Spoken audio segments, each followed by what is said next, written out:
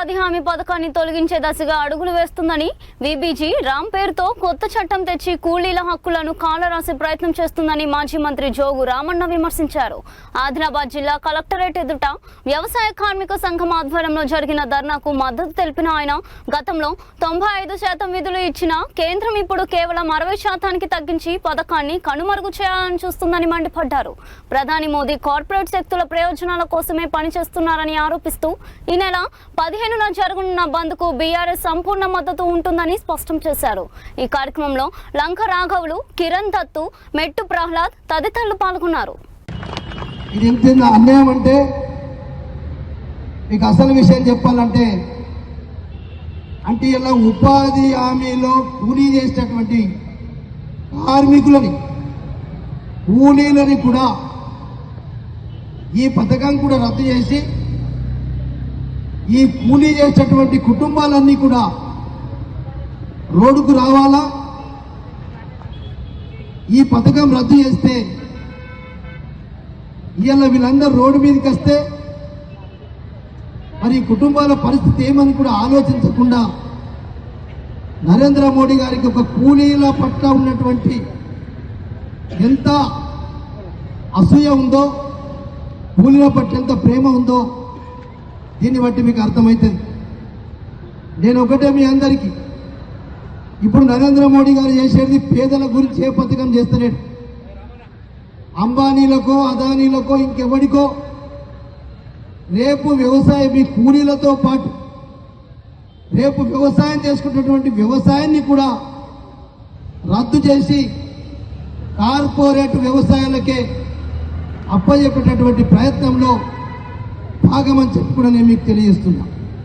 అందుకొరకు ఇలా ఈ ఉపాధి హామీ పథకం మరి మామూలు పాపం కూలి చేసుకొని 6-7 గంటలు పనిచేసి అని దేశంలో కష్టపడి పనిచేస్తూనే కూలీలు మీరు. అసలు మీరు లేకపోతే ఏ భవన నిర్మాణమో, ఏ రోడ్ నిర్మాణమో, ఏ వ్యవసాయదారులు చేనులో పొలంలో పనో అసలు మీరు లేకపోతే ఏ ఒక్క కార్యక్రమం కొనసాగుతుందా?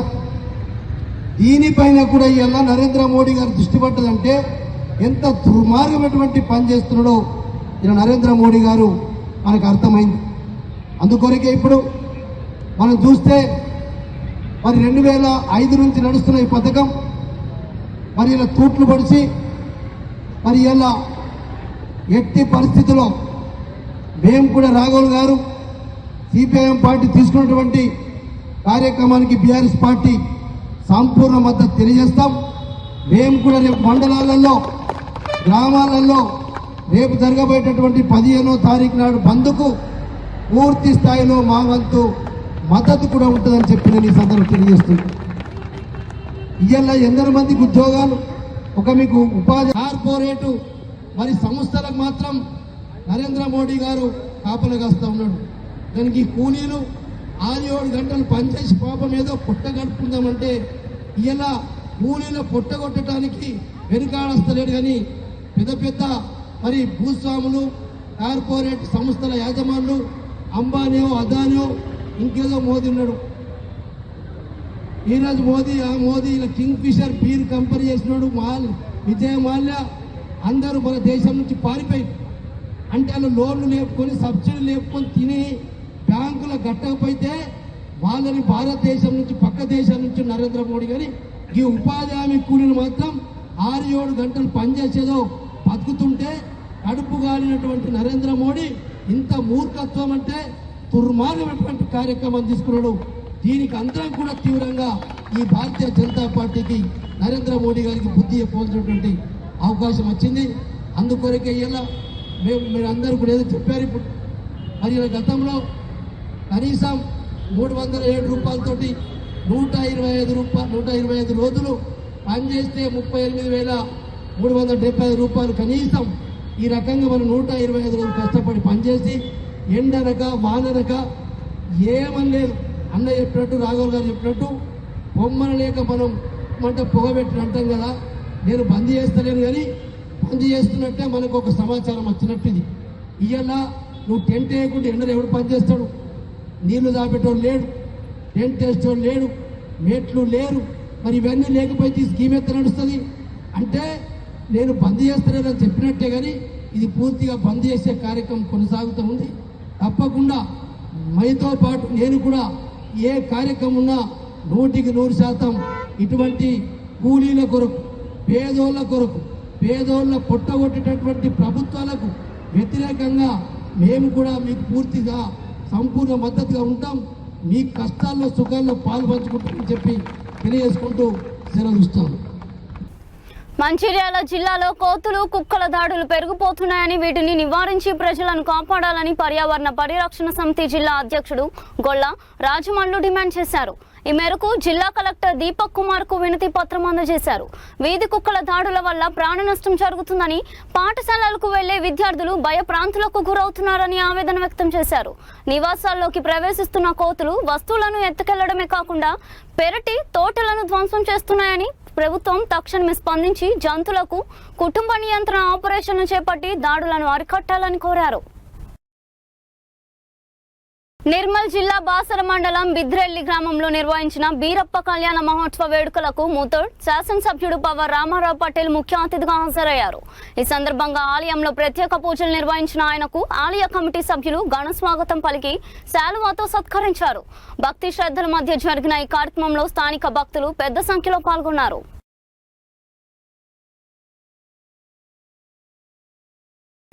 నిర్మల్ జిల్లాలో వరి ధాన్యం కొనుగోలు ప్రక్రియను నిర్ణీత గడువులోగా పూర్తి చేయాలని జిల్లా కలెక్టర్ భవేష్ మిశ్రా అధికారులను ఆదేశించారు. సారంగపూర్ మండలం ఆలూరు గ్రామంలోని కొనుగోలు కేంద్రాన్ని తనిఖీ చేసిన ఆయన రికార్డులను పరిశీలించి రైతులకు ఇబ్బందులు కలగకుండా చూడాలన్నారు.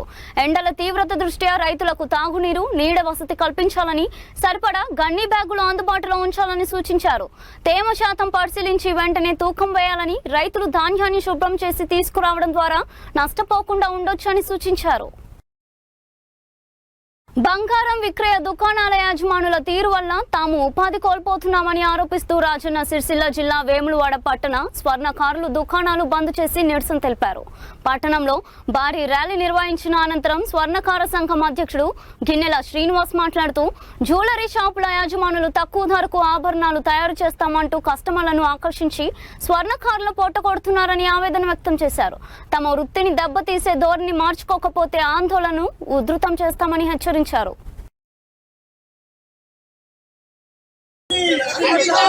స్వర్ణకారులకు జరుగుతున్నటువంటి అన్యాయాన్ని జై స్వర్ణకార, జై స్వర్ణకార, జై స్వర్ణకార, జై స్వర్ణకార, జై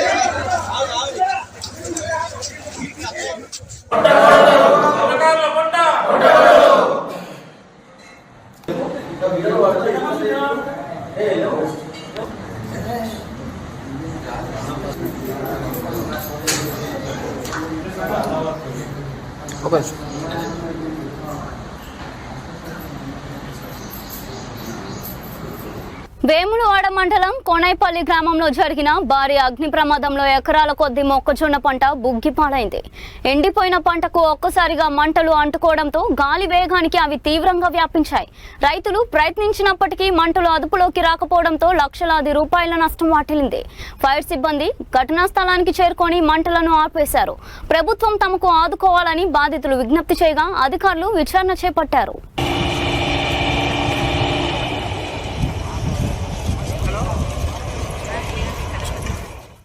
వరంగల్ జిల్లా కిలా వరంగల్ మండలం శంభునిపేటలో తమ నివాసాల కోసం కొనుగోలు చేసిన స్థలాన్ని కొందరు ఆక్రమించుకున్నారని ట్రాన్స్జెండర్ చిత్రపు పుష్పితలియ ఆవేదన వ్యక్తం చేశారు.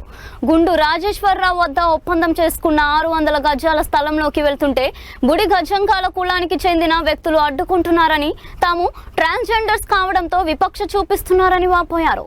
పోలీసులు, రెవెన్యూ అధికారులకు ఫిర్యాదు చేసినా న్యాయం జరగడం లేదని మీడియా ముందు కన్నీటి పర్యంతమయ్యారు.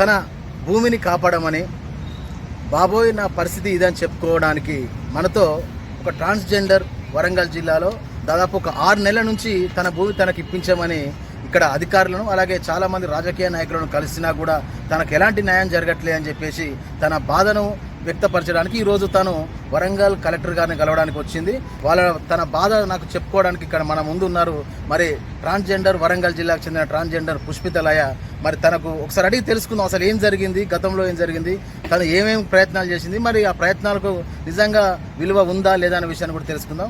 చెప్పండి పుష్పిత, అసలు ఏం జరిగింది, మీ సమస్య ఏంది, మొత్తం వివరించాలి. అసలు ఏం జరిగి ఉంటుంది? నా పేరు పుష్పితలయ్య. నేను గతంలో బీఆర్ఎస్ పార్టీ నుంచి వరంగల్ ఈస్ట్ కంటెస్టెడ్గా ఎమ్మెల్యే అభ్యర్థిగా పోటీ చేశాను. ఒకటి అన్న, దేవుడి పేరుతో భూదందాలు జరుగుతున్నాయి.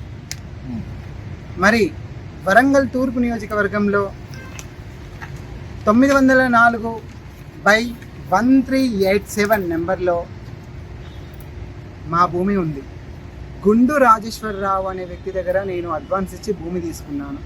ఆ భూమిలో నాకు కొంచెం ఇబ్బంది కనిపిస్తుంది. ఆ భూమి దగ్గర ఒక ల్యాండ్లో ఓపెన్ ప్లేస్లో గోడ కట్టడం జరిగింది.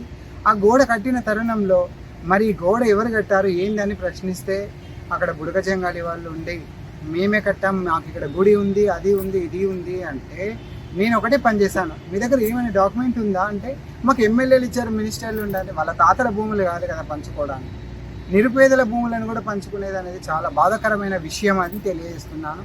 మరి ఈ కాంగ్రెస్ ప్రభుత్వం నిర్లక్ష్యం వల్ల ఈ భూదందాలు జరుగుతున్నాయని తెలియజేస్తున్నాను. అదే మీరు ఇంతకుముందు గుండు రాజేశ్వర్ అనే వ్యక్తి తనకు మీకు ల్యాండ్ అమ్మారని చెప్పారు. మరి ఆ స్థలంలో గోడ కట్టినప్పుడు మరి రాజేశ్వర్ను కలిసారా? కలిసి మీరు ఏమైనా అడిగారా? అడిగితే రాజేశ్వర్ ఏమన్నారు? మరి ఎందుకంటే మీరు భూమి అక్కడి నుంచి కొన్నారు కాబట్టి మీకు రాజేశ్వర్ని అడగాల్సిన రైట్ ఉంటుంది. నిజంగా రాజేశ్వర్ అడుగుతా ఆయన ఏమన్నారు? మరి మాకు 1985 నుంచి లింక్ డాక్యుమెంట్ ఉంది. ఆ లింక్ డాక్యుమెంట్ని పట్టుకొని ల్యాండ్ ఓపెన్ ప్లేస్ ఉంది. ఆ రోజు అక్కడి తరుణంలో అక్కడ బస్సులు కూడా పెట్టుకునేది. మరి ఆ ఓపెన్ ల్యాండ్ చిన్న బేస్మిటి కూడా ఉంది అక్కడ. ఆ చిన్న బేస్మిటిని తొలగించుకొని పెద్దగా 600 గజాల జాగే కాకుండా 900 జాగాను కూడా కబ్జా చేయడం జరిగింది. రాజేశ్వరరావు పోయిండు, ఆ గోడను కూలగొట్టిండు. మొన్న కూలగొడితే ఆ గోడ కూలగొట్టి పోలీస్ స్టేషన్కి వెళ్తే మా దగ్గర ఎవిడెన్స్ ఉన్నాయి, ఇది మా భూమి అని పోలీస్ స్టేషన్లో మున్సిపాలిటీలో ఫిర్యాదు అయితే వాళ్ళు ఏం చేశారు, ఆయన మీద తిరిగి 0 ఎఫ్ఐఆర్ చేశారు. ఆయన మీద కంప్లైంట్ రేజ్ చేశారు. మరి బాధితులు ఆయనే కదా, మరి ఎదుటి వ్యక్తులు వస్తే వాళ్ళ పైన ఎందుకు చేయలేదు, వాళ్ళ దగ్గర ఏముందని షూరిటీగా ఎందుకు ప్రశ్నించలేదు అక్కడ సిఐ? తర్వాత ఏం జరిగింది, నేను మళ్ళీ వెళ్ళి భూమి నేను తీసుకున్నానయ్యా, నా భూమి కొంచెం చూడండి అని సిపి గారి దగ్గర నేను వెళ్ళి ఒక పిటిషన్ ఇవ్వడం జరిగింది. ఒకవేళ మీరు రెవెన్యూ అధికారుల దగ్గరికి వెళ్తే వాళ్ళు ఎవరెవరు ఏమన్నారు? అసలు రెవెన్యూ అధికారి అయినా మరి ఒక తహసీల్దార్ గారు ఇక్బాల్ తన దగ్గరికి వెళ్ళడం జరిగింది. తను ఒక మంచి పని చేశారు. బీఆర్ఓ లక్ష్మీ నరసింహారావు గారిని పంపించడం జరిగింది. ల్యాండ్ మీనికి పంపిస్తే ఆయన చూసుకొని, సార్ వీళ్ళ భూమి ఉంది సార్, కాకపోతే గోడ కట్టిల్లు సార్, మారమ్మ గుడి అని పేరు పెట్టుకున్నారు సార్ అని ఆయన చెప్పడం జరిగింది. మేమేం చేసాము, సార్ మీరు చూడండి మాకు కొంచెం ఇప్పించండి ల్యాండ్ అని వేడుకున్నాము. అంటే మీరు ప్రొడక్షన్తో రావాలి, పోలీస్ ప్రొడక్షన్, వాళ్ళకి ఒకటి పిటిషన్ ఇవ్వండి, వాళ్ళు కూడా వస్తారంటే సరే అని వాళ్ళ దగ్గరికి వెళ్ళాను. వీళ్ళు వచ్చినాక ఫీల్డ్ మీదకి వెళ్ళకుండా నార్మల్గా మీది కాదు వేరే వాళ్ళది అంటే, సరే మా సర్వే నెంబర్ గల భూమి ఎక్కడుంది చూపించండి. నేను ఒకటే అంటున్నాను, 904/1387 సర్వే నెంబర్ ఉన్న భూమి ఎక్కడ ఉంది అని అడిగితే, మీకు గవర్నమెంట్ మేము ఒకటి ఇస్తాము, దాని ద్వారా మీరు ప్రొటెక్షన్, మీరు ఇలా వెళ్తే బాగుంటుంది, అలా వెళ్తే బాగుంటుంది అంటే నేను ఓకే అతని మాట నమ్మి కలెక్టరేట్కి వచ్చాను. కలెక్టరేట్లో ఒక ఫిర్యాదు చేశాను. కలెక్టర్ గారు ఆర్డీఓకి పంపించింది. ఆర్డీఓ గారు అయితే చాలా నీచంగా మాట్లాడుతున్నారు. అసలు రెస్పెక్ట్ అయిన మేము మా విలువ తీసినట్టు మాట్లాడుతుంది. ఒక చార్మినార్ను కూడా రిజిస్ట్రేషన్ చేస్తా అన్న సుమ గారు, అసలు మీరు అధికారులు మాట్లాడాల్సిన మాటలేనా ఇది? నేను అడుగుతున్నాను, అధికారులు మాట్లాడాల్సిన మాటలైనా ఒక చార్మినార్ అంటే ఈ కలెక్టరేట్ నేను రిజిస్ట్రేషన్ చేసుకోవచ్చా అండి?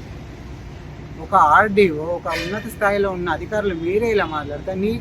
మీ కింద ఉన్న క్యాడర్ ఇంకెలా మాట్లాడతారు? తహసీల్దార్ గారు అంటారు కదా, మీరు ప్రైవేట్ సర్వేని పెట్టుకొని చేయించుకోండి అంటారు. మేము ప్రైవేట్ సర్వే చూసిండు జియో కోఆర్డినేట్స్ అక్కడే చూపిస్తున్నాయని మేము చెప్పాము.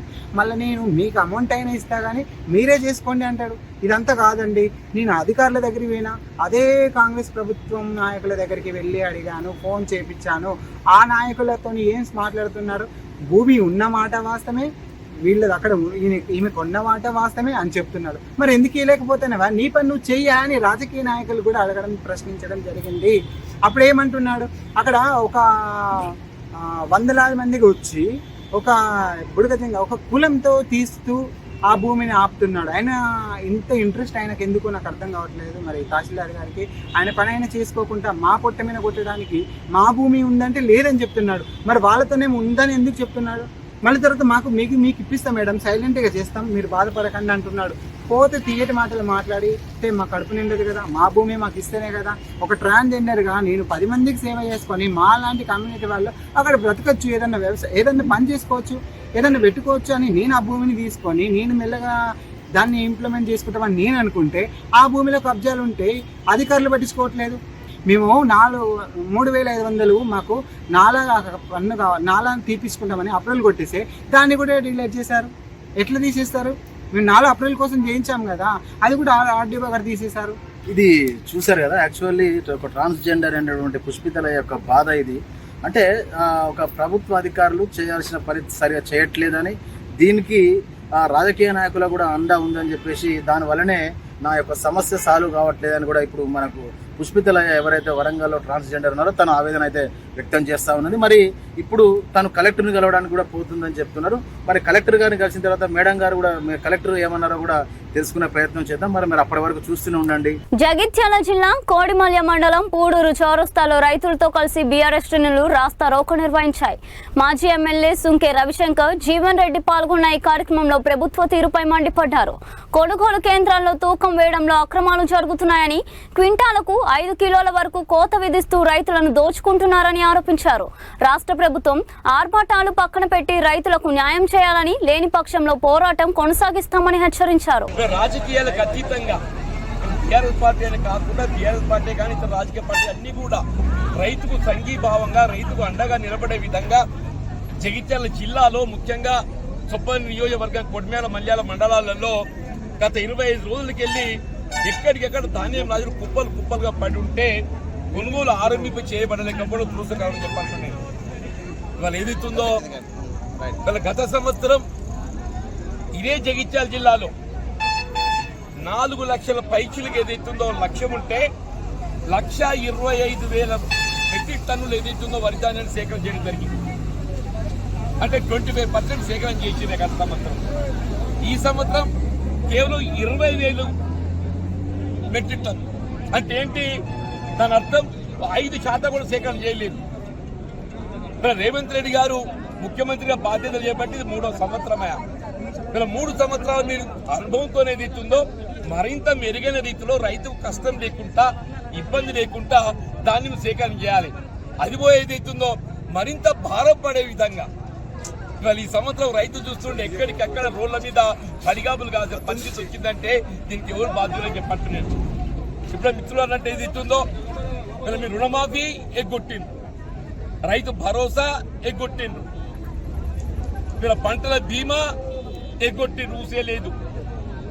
ఇలా మీరు ఎన్నికల సమయంలో చేసిన వాగ్దానాలని కాకుండా గత బీఆర్ఎస్ ప్రభుత్వం కేసీఆర్ గారు అమలు చేసినటువంటి కార్యక్రమాలు కూడా అమలు చేయబడలేక అన్నాడు కేసీఆర్ గారు ఏదైతుందో దేశంలోనే ఎక్కడ లేని విధంగా తెలంగాణ రాష్ట్రంలో రైతుకు పెట్టుబడి సమకూర్చబడే విధంగా ఎకరా 10,000 రూపాయలు సమకూరిస్తే మీరేమైనా 15,000 ఇస్తామని చెప్పి అన్నారు.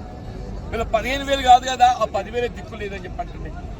వీళ్ళ పెట్టుబడి సమకూర్పే కానీ, పంటల బీమా కానీ, రుణ మాఫీ కానీ, ఇలా ధాన్యం సేకరణ చివరికి ఏదైతుందో 6 కాలం కష్టపడి మరి సాగు చేస్తే రైతు అమ్ముకునే సమయం వస్తే పడిగాపులు కాసే పరిస్థితి రావడం చెప్పట్లేదు.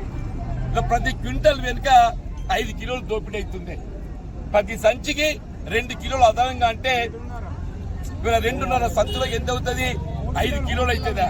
5 కిలోలు అంటే 5 × 20 రూపాయలు లెక్క పెట్టుకున్నా కానీ 100 రూపాయలు అవుతుందా? ఎకరానికి 30 క్వింటల్ అంటే 30 × 20 6,000 రూపాయలు, 3,000 రూపాయలు అని చెప్పంటారు. రైతు పక్షాన్ని నిలబడి మరి రైతుకు అండగా నిలబడి సమస్యల పరిష్కారంతో పాటుపడడం బాధ్యత అని చెప్పంటారు. ఇప్పుడే అదనపు కలెక్టర్ గారు మాట్లాడిండ్రు. ఇవాళ అదనపు కలెక్టర్ గారు ఏదైతే వారే స్వయంగా అంగీకరిస్తున్నారు. గత సంవత్సరానికి ఈ సంవత్సరం కొంత ఇబ్బంది జరుగుతున్న మాట వాస్తవం. గత సంవత్సరానికి ఈ సంవత్సరం ఏదైతుందో మేము ఆశించిన మేరకు ఏదైతే ధాన్యాన్ని సేకరణ చేయలేకపోయినాం. ఈ రోజుకెళ్ళి ఏదైతుందో ధాన్యం సేకరణ రైతుకి ఇబ్బంది కలగకుండా, రైతుకి ఏదైతుందో ఏ విధమైన అదనపు తూకం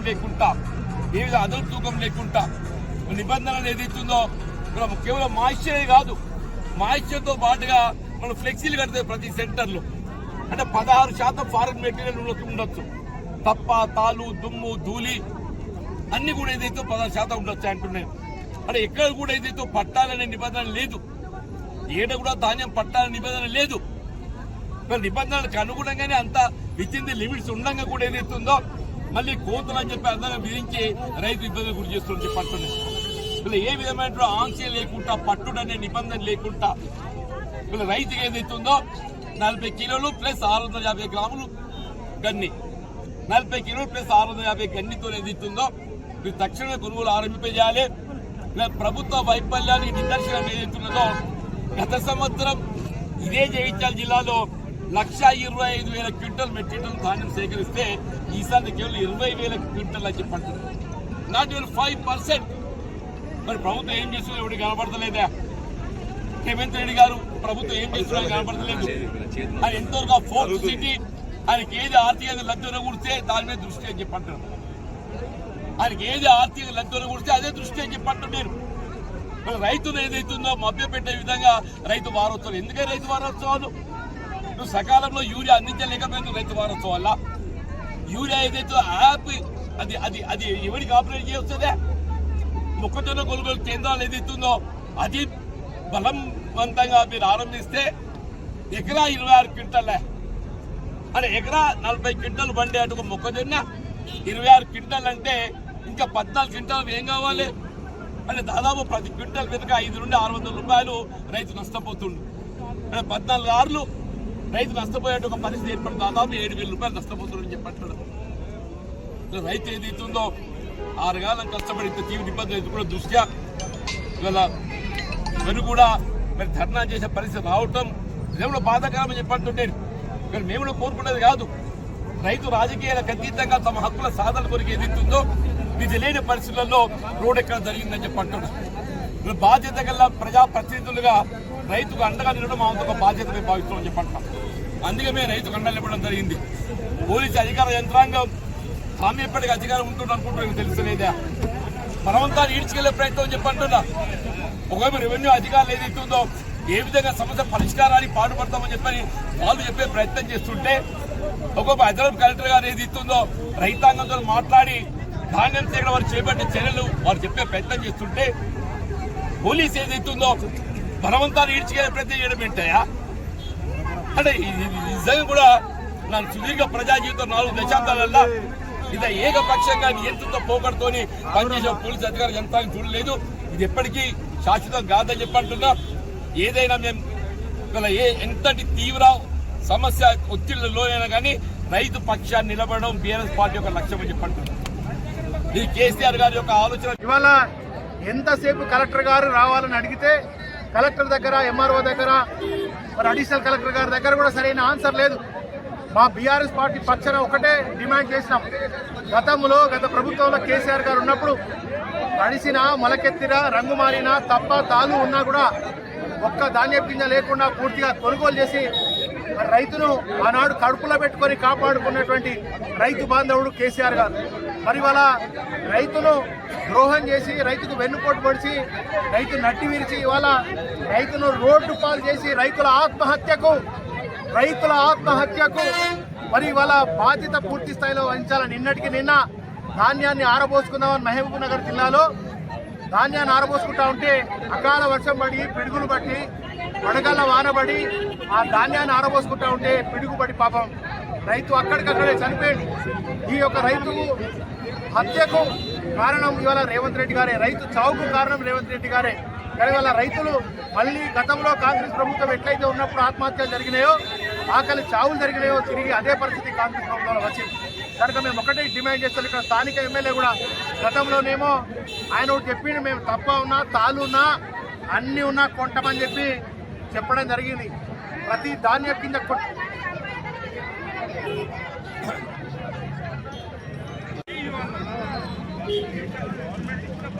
రైతు రుణమాఫీ 2 లక్షలు చేస్తామని అన్నారు. రుణమాఫీ లేదు, బోనస్ లేదు, రైతు భరోసా లేదు. ఇలా మంచి మోసం, దగ రైతులను మోసం చేస్తున్నటువంటి ప్రభుత్వం వెంటనే గతంలో కేసీఆర్ గారు ప్రభుత్వం ఏదైతే కొనుగోలు విధానం ఉందో, కొర్రీలు లేకుండా, ఇబ్బందులు లేకుండా కాంగ్రెస్ ప్రభుత్వం కూడా వెంటనే తప్ప ఉన్నా తాలున్నా కేంద్ర ప్రభుత్వం రాష్ట్ర ప్రభుత్వం నియమావళి ప్రకారంగానే మేము కొనుగోలు చేయాలని డిమాండ్ చేస్తా ఉన్నాం. 24 గంటలలో పూర్తి స్థాయిలో ఒక్కొక్క కొనుగోలు సెంటర్కు మరి దాదాపుగా 1000 క్వింటాల ధాన్యం కొనుగోలు జరిగితే తప్ప బీఆర్ఎస్ పార్టీ రైతుల పక్షాన పోరాడుతూనే ఉంటుంది. కనుక వెంటనే ధాన్యం కొనుగోలు 24 గంటలలో పూర్తి స్థాయిలో కొనుగోలు అంటే కొనుగోలు సెంటర్ ప్రారంభించుడు కొబ్బరికాయ కొట్టుడు కాదు. పూర్తిగా లారీలు కానీ రైస్ మిల్లర్లు కూడా ఇవాళ రైస్ మిల్లర్లను ఒప్పించేటువంటి చాతగాని దద్దమ్మ అసమర్థ ప్రభుత్వం ఉన్నది. ఇవాళ కనీసము ధాన్యాన్ని కొనుగోలు చేయాలనేటువంటి ఒక ప్రణాళిక లేదు ఈ పార్టీకి, ప్రభుత్వానికి.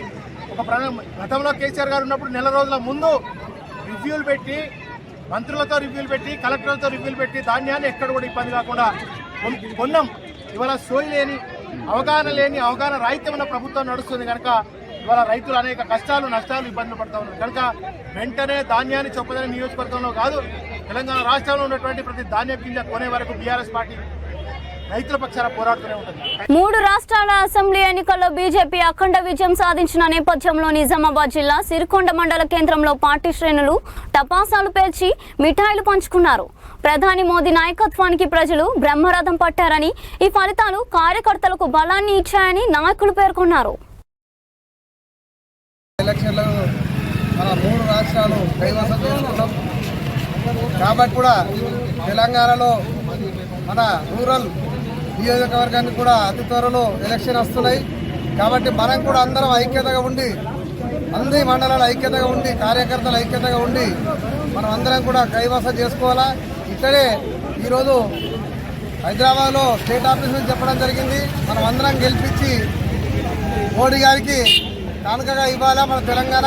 కాబట్టి మన కాన్స్టిట్యున్సీని గెలిపించి మనం కూడా కార్యకర్తలందరూ కూడా కానుకగా ఇద్దామని మీ అందరికీ సభాముఖంగా తెలియజేస్తూ ఇక్కడికి వచ్చిన కార్యకర్తలందరికీ ప్రత్యేక ధన్యవాదాలు తెలియజేస్తూ, అట్లనే ఈ నెల 10వ తారీఖు నాడు హైదరాబాద్ వస్తుంది కాబట్టి మోడీ గారు అందరూ కూడా కార్యకర్తలు, నాయకులు, మహిళలు, యువకులు ముఖ్యంగా ప్రజలు అందరూ కూడా వచ్చి జయప్రదం చేయగలరని మీ అందరికీ విజ్ఞప్తి చేస్తున్నాను.